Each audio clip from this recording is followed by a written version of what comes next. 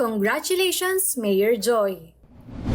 Opisyal nang itinalaga si Mayor Joy Belmonte bilang bagong chairperson ng Kaya Natin Movement for Good Governance and Ethical Leadership. Pinangunahan ni Mayor Belmonte ang pagbubukas ng bagong sports facility sa Amoranto Sports Complex para sa mga Q-citizen. Hello, Lagronians! Nakiisa si Mayor Belmonte sa ribbon cutting ng bagong barangay hall sa Greater Lagro. Nag-alay ng bulaklak ang lokal na pamahalaan, Komisyon ng Wikang Filipino at National Historical Commission of the Philippines sa monumento ni Pangulong Manuel Luis Quezon bilang paggunita sa ika-81 anibersaryo ng kanyang pagpanaw.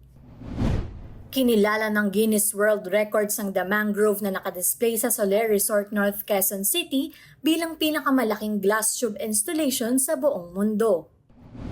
Suportado ka sa QC! Ipinamahagi ng lokal na pamahalaan ang mga bagong laptop sa mga guro ng mga pampublikong paaralan sa QC. Layo nitong suportahan ang mas epektibong pagtuturo sa mga bata.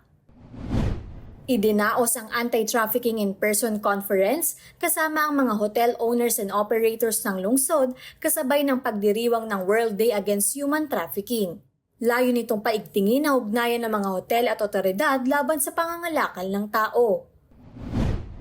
Bumisita si Mayor Belmonte sa exhibit na Leticia A Life in Letters na mayroong mga sulat kamay na liham at mga gamit ng writer at historian na si Leticia Rojas Constantino. Ginawaran ng Philippine Statistics Authority ang Quezon City Civil Registry Department bilang 2025 Most Innovative Local Civil Registry Office dahil sa programang QC Birth Registration Online. Layo ng QC Bro na padaliin ang proseso ng pagpaparehistro ng mga sanggol na ipinanganak sa lungsod. Awesome na kababaihan!